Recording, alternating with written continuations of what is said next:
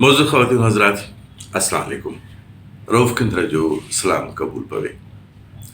साईं, मुंहिंजा हिकिड़ी सल्तनत जो हिकिड़ो नेक दिलि रहम दिलि बादशाह जेको उन वक़्तु उन सल्तनत में राज कंदो हुयो, इंतिहाई हिकिड़ो नरम दिलि बादशाह हुयो। पंहिंजे राज सां, पंहिंजी सल्तनत जे माण्हुनि सां मुहबत करण वारो, उन्हनि जी ख़िदमत करण वारो बादशाह हो। उहो हमेशह माण्हुनि खे सुठनि कमनि जी तलक़ीन कंदो हो, हर कंहिंजो ख़्यालु रखंदो हो। पंहिंजनि वज़ीरनि खे, पंहिंजनि हुकुमरान, बाक़ी जेके सल्तनत जा मुशीर वग़ैरह हूंदा, सभिनी खे इहो ई हुनजो हुकुम हूंदो हो त बाबा इंसान ज़ात जी ख़िदमत कई वञे, उनखे तकलीफ़ न पहुचायो। एसी ताईं जो कंहिं बि जानदार शइ खे तकलीफ़ न पहुचायो, वणनि टिणनि खे तकलीफ़ न पहुचायो, जानवरनि खे तकलीफ़ न पहुचायो। मतिलबु त हू इंतिहाई रहम दिलि बादशाह हुयो। उहो हर रोज़ु दरबार लॻाईंदो हुयो। दरबार में माण्हू ईंदा हुया, अची करे पंहिंजा पंहिंजा नंढा नंढा मसाला बादशाह सां शेयर कंदा हुया ऐं बादशाह फ़ौरन उन्हनि जे मसइलनि ते हुकुम सादिर करे उन्हनि जे मसइलनि खे हल कंदो हुयो। रैयत ॾाढी ख़ुशि हुई। राज जो सल्तनत जो हर माण्हू ख़ुशि हुयो, बादशाह जी तारीफ़ कंदा हुया, उनखे दुआऊं ॾींदा हुया। ईअं ई बादशाह सलामत हिकिड़े ॾींहुं दरबार में बीठो, नेकी जी तलक़ीन कीअं पई, हर पासे हर माण्हू वॾे गौर सां उनखे ॿुधे पियो। त उन मजमे मां हिकिड़ो माण्हू आयो, उन बादशाह खे मुखातिब थींदे चयो, बादशाह सलामत, तलक़ीन हिदायत ऐं नेकीअ जे कमनि जी जेका आहे हिदायत, उहो माण्हू करे जेको पाण इन्हनि शयुनि ते अमल कंदो हुजे। जेको ख़ुदि अमल नथो करे, उनखे को हक़ु नथो पहुचे त नेकीअ जी तलक़ीन अची करे ॾे। मतिलबु त कौल ऐं फ़ेल में फ़र्क़ु न हुजणु खपे। अवल उन ते उहो माण्हू पाण अमल करे ऐं पोइ उहा ॻाल्हि ॿियनि ते पहुचाए। बादशाह ॾाढो हैरान थियो। अखि जे इशारे सां वज़ीर खे चई त हिनखे गिरफ़्तार कयो। दरबार बर्ख़ास्त थी वई। वज़ीर खे पाण वटि घुराई, पुछियईंसि त उहो शख़्स किथे आहे। उन चयुसि साईं, उनखे गिरफ़्तार कराए क़ैद खाने में मुंतक़िल करे छॾियो आहे। बादशाह चयुसि ठीकु आहे, इन सां सख़्ती न कजो, इनखे सिर्फ़ु नज़र में रखिजो। जेकॾहिं इन माण्हूअ अलाह जे रज़ा जे ख़ातिर उथी करे मूंखे आईनो ॾेखारियो आहे, मूंखे सच चई ॾिनो आहे, उन एॾी जुरत कई आहे सिर्फ़ु अलाह जी रज़ा जे ख़ातिर, त असां हिनखे आज़ादु करे छॾींदासीं, बल्कि असां हिनखे इनाम इकराम बि अता कंदासीं।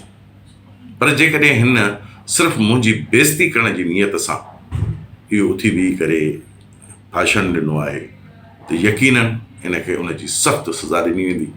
तंहिं करे वज़ीर, इन ते ख़ासि निगाह हुजे, सख़्ती कंहिं क़िस्म जी न कजोसि, पर पक कजो त हिन जी नियत में छा हुयो, हिन इहो अमल छो कयो। वज़ीर बादशाह सलाम खे ॾेई, जेको तव्हांजो हुकुम, बिल्कुलु हुन ते ईअं ई अमल थींदो। वज़ीर साहिबु हमेशह हुन ते नज़र रखे पियो, ॿियनि खां बि पुछा कंदो त हिन जो अमल छा आहे, तौरु तरीक़ो छा आहे। हिकिड़े ॾींहुं वज़ीर पाण हुन वटि वियो ऐं वञी हुनखे चई यार, तो सच चयो बादशाह खे, ऐं मां सम्झां थो त तूं भलो माण्हू आहीं, मां तुंहिंजो हमदर्द आहियां, सॼण आहियां। काफ़ी ॾींहंनि खां तूं, काफ़ी अरसे खां तूं हिते हिन क़ैद खाने में बंदि आहीं, तंहिं करे मां तुंहिंजी हिकिड़ी ख़ासि दावत थो करणु चाहियां, पाण वटि तोखे घुराइण थो चाहियां, तूं हुन दावत में अचु, त मां तोखे सुठा सुठा ताम बि खारायां ऐं हिन क़ैद खाने में बि थोरी देरि जा तुंहिंजी जान छुटे, त मां हिन दावत जो एतमाम थो कयां, तूं मुंहिंजी दावत में ज़रूरु अचिजांइ। ईअं ई वज़ीर साहिबु दावत जो एतमाम कयो, उनखे पाण वटि घुराई। उहो हमराह वियो, उहो बि ॾाढो ख़ुशि थियो। उन वियो त ॾाढा सुठा सुठा ताम वाम खाधा, ख़ुशि थियो। ऐं उनखां पोइ वज़ीर वरी हुनखे चयुसि, मुंहिंजी मजबूरी आहे, तोखे क़ैद खाने में रखां, जेकॾहिं कंहिं माण्हू चुगली लॻाए छॾी बादशाह खे, त बादशाह मुंहिंजी बि शामत आणे छॾींदो। मूंखे पक थी वई आहे त तूं नेक माण्हू आहीं ऐं तो जेको कुझु बादशाह खे चयो तूं सही चयो। हुनखे इहो चई करे वरी क़ैद खाने में मोकिले छॾींसि। उनजी माना नज़रदानी क़ाइमु रही, ख़तमु न थी। इहे सिर्फ़ु वज़ीर हुनखे ईअं मिड़ई पंहिंजो करणु ख़ातिर इहे हुन सां हाल अहिवाल कया। वरी कुझु ॾींहंनि खां पोइ वज़ीर हुन वटि वियो, हुनखे चयईं या तूं जेको क़ैद में आहीं ऐं ज़ाहिर आहे तुंहिंजूं कुझु ख़्वाहिशात बि हूंदियूं, त मां चाहियां थो तुंहिंजूं जेके मर्दाना ख़्वाहिशात आहिनि उहे पूरियूं करण लाइ मां तुंहिंजो को बंदोबस्तु कयां। हमारा ॾाढो ख़ुशि थियो, हुन जा महिरबानी थोरा मञे। वरी कुझु ॾींहंनि खां पोइ हुन चयो, चयईं मां कुझु बादशाह खे थधो कयो आहे ऐं बादशाह बि कंहिं हद ताईं राज़ी थी वियो आहे। तूं भलो माण्हू आहीं ऐं मां चाहियां थो तोखे मां कंहिं ख़ासि उहिदे ते रखां जिते तूं जेके नेकी वारियूं हिदायतूं आहिनि तूं बि ॿियनि माण्हुनि खे कर, ऐं जेकॾहिं को बुरो कमु करे त हुनखे रोक, ऐं इन तरीक़े सां तूं जेको आहे सो नेकीअ जे फैलाव जो सबबु बणिजो। त बादशाह खे पोइ मां वरी चवंदुसि त बादशाह तुंहिंजी आज़ादी मुमकिन करे छॾींदो, पर हिन क़ैद में रहंदे तोखे मां इहा ज़िमेदारी ॾियां थो त इन तरीक़े सां तोखे आज़ादी बि थोरी घणी मिली वेंदी। अरे वापसि राति जो तोखे क़ैदखाने में बंदि कंदासीं, पर ॾींहं जो तूं इहे सुठा अमल कम कंदे, तूं माण्हुनि ते नज़र रखंदे, उन्हनि खे नेकीअ जी हिदायत कंदे ऐं उन्हनि खां अमल बि कराईंदे। हमारा ॾाढो ख़ुशि थियो न, यार त भली ॻाल्हि आहे। बहरहाल हुनखे वरी हुन ते उहिदे ते फाइज़ कयो। जॾहिं उहिदे ते फाइज़ थियो त हुननि ॾिठो, हुनखे ऑब्ज़र्व कयो।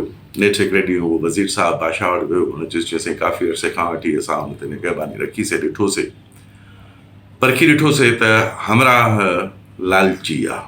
जॾहिं हुनखे असां खाधनि तामनि जी ॾिनीसीं दावत, त हुन खाधा ताम बग़ैर इहो सोचे सम्झी त रहीअ त जेको ॿियो माण्हू इन खाधा हूंदा या न खाधा हूंदा, हुन पंहिंजे पेट में विझी छॾिया, उहो खाई वियो।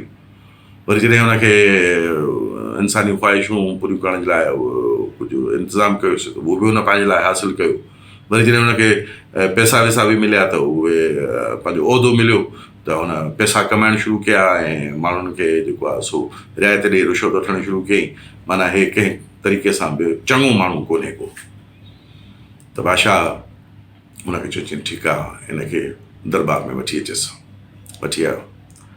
बादशाह हुनखे चयो, चयईं मूंखे इहो ॿुधाए त जेको तूं उन ॾींहुं मूंखे इन भरी दरबार में सच चई ॾिनो हुयो, उहो तो छो चयो, छा वजह हुई, मूंखे फौरन तूं मूंखे ॿुधाए।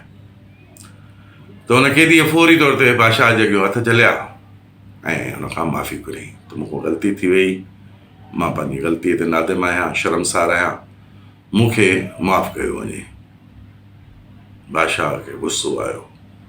बादशाह हुनखे माफ़ु न कयो। फौरन जलाद खे चयईं तलवार कढ ऐं हिन जो सर कलम कर। उन्हनि जो सर कलम करे छॾियो। सही, हिन कहाणी जो मतिलबु इहो आहे त जेकॾहिं तव्हां हक़ सच ते आहियो, हालात भले कहिड़ा बि हुजनि, उन ते तव्हां बीठा रहो, क़ाइमु रहो, तॾहिं तव्हांजे कौल ऐं फेल में फ़र्क़ु न रहंदो। पर जेकॾहिं हालतुनि जे करे तव्हां कंप्रोमाइज़ था करे वञो त पोइ हिन जो मतिलबु त तव्हां पंहिंजे कौल ऐं फेल में तव्हांजे में तज़ाद आहे, तव्हां पंहिंजे चयल ॻाल्हि ते न बीठो। त चवण महिल सोचणु सम्झणु खपे, परखणु खपे, उन ॻाल्हि जो वज़न करणु खपे, तोड़णु खपे ऐं पोइ पंहिंजी ज़बान मां अदा करणु खपे ऐं अदा थी वञण खां पोइ पंहिंजे लफ़्ज़नि ते बीहणो खपे, भले हालतूं कहिड़ियूं बि हुजनि। हिन कहाणी मां असांखे इहो सबक़ु थो मिले। उमेदु आहे त असां हमेशह नेकीअ जे लाइ नेकी जे तरफ़ वधंदासीं, पाण बि करण जी कोशिशि कंदासीं त ॿियनि खे बि हिन जी तलक़ीन कंदासीं। जेकॾहिं हीअ ॻाल्हि तव्हांखे दिलि सां लॻी हुजे त पंहिंजनि दोस्तनि यारनि सां हिन ॻाल्हि खे ज़रूरु शेयर कजो। अलाह निगहबान।